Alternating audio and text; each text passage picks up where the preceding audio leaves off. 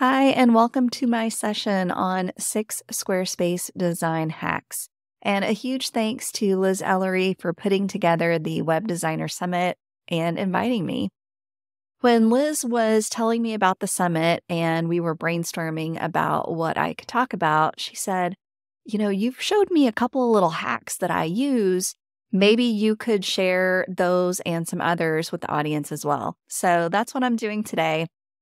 I'll be sharing 6 Squarespace design hacks that I use, and maybe you already use some of these hacks, but my hope is that you'll find at least one new trick to keep up your sleeve when you need it. If we haven't met before, my name is Christy Price. My pronouns are she and her. I've been working in web design for over 15 years, and I transitioned my business to focus solely on Squarespace in 2018, and I haven't looked back. I live in a house on a hill just outside Austin, Texas, with my husband and 2 Labrador retrievers, one naughty, one nice.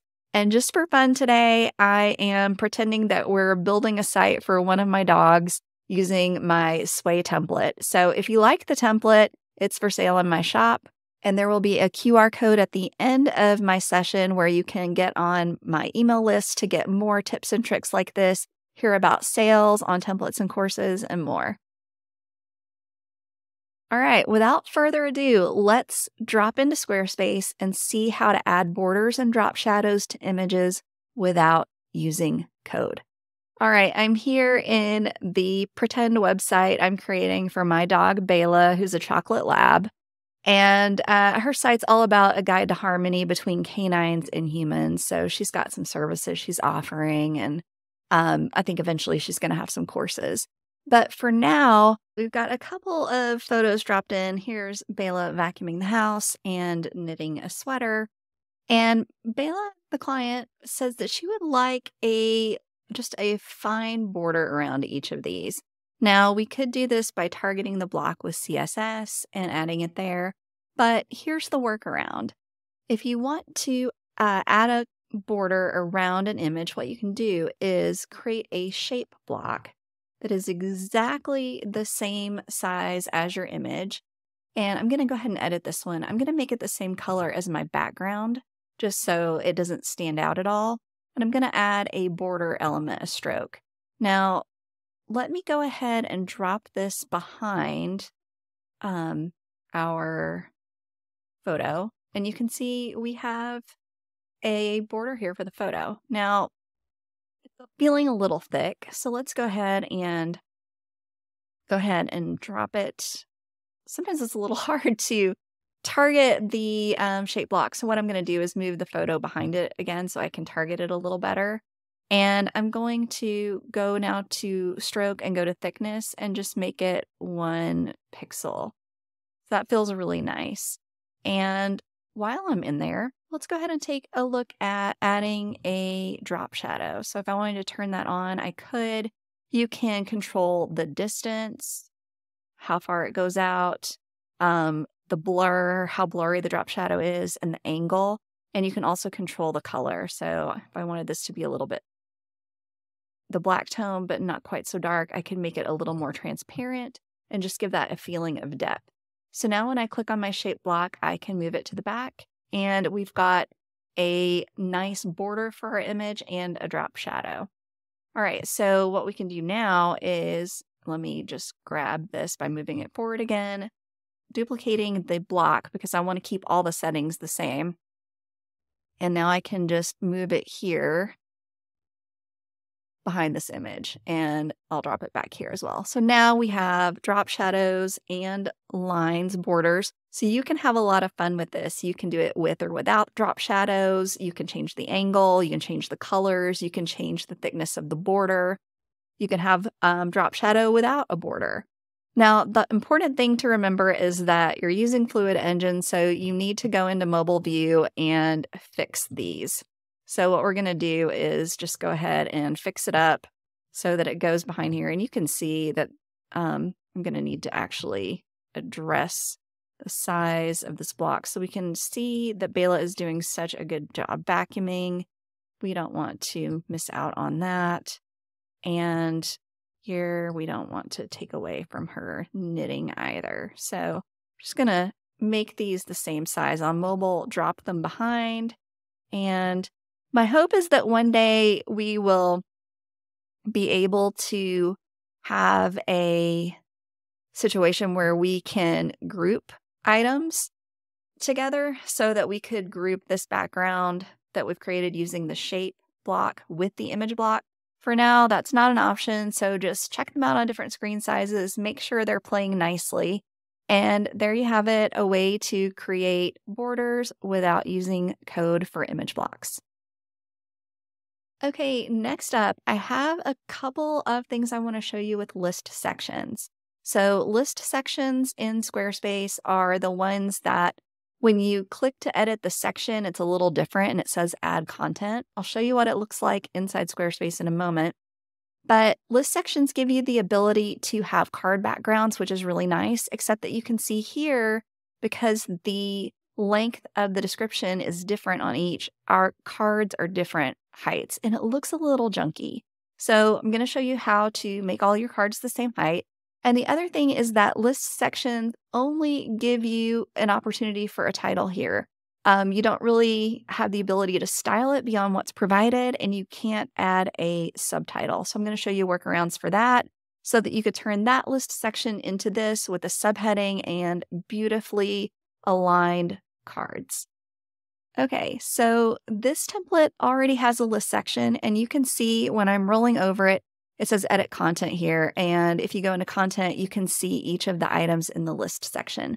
So we're going to just play with this example, and I'm going to add some lorem ipsum here so that one of these is a bit longer. And you can see it doesn't look too bad here because these are exactly the same size, but ideally when we have descriptions of different lengths, we would want all the cards to match up so they're not, medium, long, and short or something like that. So let me show you where the setting is hidden. If you go inside Edit Content, and you might be on the Elements or Content segment, go ahead and click over to the Design tab. We're going to go all the way down to Size and Space and scroll all the way down to Position. And here on the right is our full height option. So this creates cards that are exactly the same height. It makes it look a little nicer and neater. Now, I still recommend you want to keep your text about the same length, but depending on the size screen and how things are wrapping, the exact words may end up on, one extra line or one less line. So turning on this full height for your card is a great way to work around that and make it look really professional. Okay, now that we have that done, let's come back and let's add a subheading to our title. Now, in the card section, if we go to content, you'll see under elements here, we just have a title option. And I can remove it or add it back. And then under content, under title is where I write what I would like my title to be. But I want a subheading, and you can see there is no option for a subtitle here. So here's what we're going to do. We're going to cheat a little bit, and we're going to add a section above this. So I'm going to actually turn off the section title here. I'm going to add a section above. I'm going to add a blank section, and I'm going to make it the exact same background color as the list section below. Now, I know it's not looking great yet, but we'll get there. We're going to go ahead and add text here. And I want it to say, get started. This is going to look just like it did before. I was happy with that. I think it was heading 3. And now underneath, I want to add my subheading. And this is where I can just drop in some lorem ipsum. I can make this the right height and width. And I'm going to center that up. And now what I can do is I can fool the eye a little bit by making this look like it's all part of one section. We already have the same color. So what do we need to do to make that happen? First thing that we want to do is we want to hit fill screen here. And we want to just bring this down a hair so that we have, if I hit G on my keyboard, you can see the grid here. We're going to keep a couple of rows above so we feel like we've got some buffer between the section above, and we can come back and adjust that as needed. And then going to take away any rows underneath my text. So already this is looking a little bit better. We've got get started. There's still a bit of a gap here, and this is because it's part of the auto layout list section. So what we're going to do here is go back into that list section, click edit content, going to go back into design, click size and space, and then here, if we go to just above where we were earlier where it says vertical padding, we can actually reduce the padding on the top. And I'm going to leave the padding below, and actually I'm going to bring this down one more row so that it looks about even on my monitor here. So now we have a section that has a title, a subheading or subtitle, and our cards are all the same height. It looks really nice.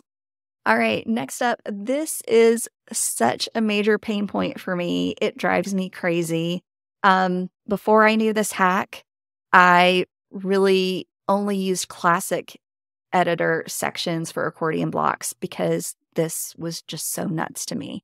But now we can use them with Fluid Engine with this workaround. So let me show you how this works. All right, let's go ahead and add another section here.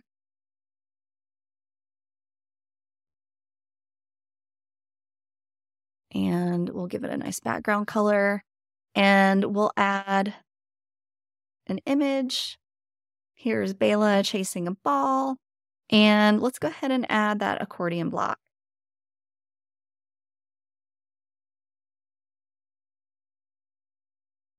All right. I'm going to magically add some lorem ipsum for answers here. All right. And you can see that whenever, let me go ahead and save this and exit. So if we were on the live site, what we would see is that whenever we click on one of these accordion items or close it, the image changes size. Now, this one isn't too egregious because of the ratio of sizes that we have, but if we want it to stop happening, here's what we do. Go back to your section, get into edit mode, take your accordion block and drag it down so that it goes one row underneath the image. And save it and exit. And now what we can do, there's no change to the image. So if that kind of zooming, image shifting, size change bugs you as it does me, that is a workaround for it. Now, we can always do things to make this look even nicer by centering up the accordion items. As long as you have that last part of the block, and let me hit G on my keyboard so you can see the grid here. As long as you have the last part of the accordion block below one row or more below the image, you are safe, and we have fixed the bug. All right, next up, this is something that Liz asked me to include as well, and it's just a look at the difference between fit versus fill. This is especially important with image and button blocks. So let's dive in and just take a look at how this works.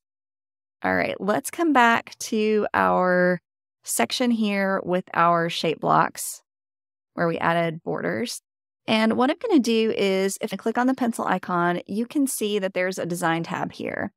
And in this design tab, I've got three options. I've got fit, fill, and shape. Right now, this image is filling the box. So I created a size for the image using my cursor, dragging this box that it fills to be on the screen, and the image is filling that. So some of the images is getting cropped out, right? There's some of the image that you can't see because it's being expanded to fill the space. Now, if I click fit, what you'll see instead is that I see the entire image and there are gaps around it. So this would never work for our shape blocks. We couldn't use the shape block with it. So I'm going to go ahead and remove the shape block because it looks weird. But if you wanted the entire image to show and you didn't want it cropped at all, then this is what you would want to use. You would want to use fit. Remember, you've got options for shapes too, which is super fun. So fill and shape both will crop your image and bring it into the available space. Fit gives you your entire image. You're fitting the image inside the box, but you're not filling the box. That's how I like to think about it. So depending on your design, if you need the entire image to show, you'll choose fit. If you want to use the trick we talked about with the outlines, you'll want to use fill. All right, there is the same option for buttons. So let me go ahead and show you how that works. We've got learn more here, and I'm just going to make this a little bit longer so it'll exaggerate. I'm going to say book a call with Bela. And if we click on the pencil icon for the button block, again, under design, we've got fit and fill. And you can see exactly what happened here.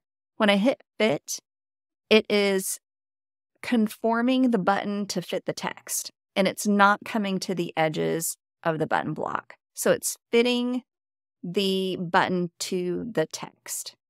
Now, if I click fill, what will happen is that it will fill all the available space I'm creating with my cursor here, dragging this block. So if I want a really big button, fill is the way to go.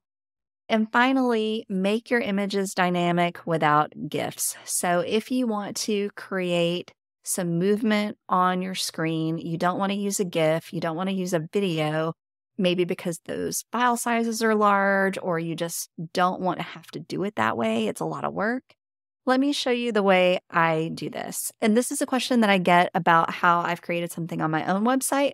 So let's leave Bela's website for just a minute, hop over to my site, and I'll show you what I mean. All right, here we are on my website, and I have a section where I talk about my Squarespace templates that are for sale. And you'll see here that the image loops through different templates. Now, I wanted to do this in a way that I could really easily switch these out. So if I retire a template or if I start a new one, I have this mock-up already created, so that's easy. But I wanted to be able to change this, and I didn't want to have to go in and create a GIF every time or a video to play here with video controls and that sort of thing. So let me show you how I did this. We'll create it on Bela's website with some more photos of her doing fun things. All right, so let's create a section just like that. So we'll go ahead and just add a blank section. And we'll go ahead and we'll just add a little bit of placeholder text over here. So we've got some text here about Bela's hobbies. Next up, we're going to add a specific kind of block that is available only to Squarespace Circle members. Now, if you are not a Squarespace Circle member, this is another great reason to join the program. And once you are a contributor on 3 paid websites, you can apply for Circle, and it's really, you just let them know and then you're in. And there are a lot of great perks. This is one of them. So we're going to go ahead and hit add block here, and we're going to choose gallery block. Now, again, if you don't see that, perhaps you're not a Circle member, but if you are a Circle member, you will be able to add a gallery block. Now, these are not to be confused with gallery sections, which is an entire section of images we can add. This is a block that we're adding through the add block process. All right, we've got our gallery block here now. Now I'm going to go ahead and drop in some images of Bela's hobbies, which include archery, flying a mini dog plane, and playing golf. So let's get those added here. All right, she looks like she's having a blast. So we'll go into design next, and we're going to make this a slideshow.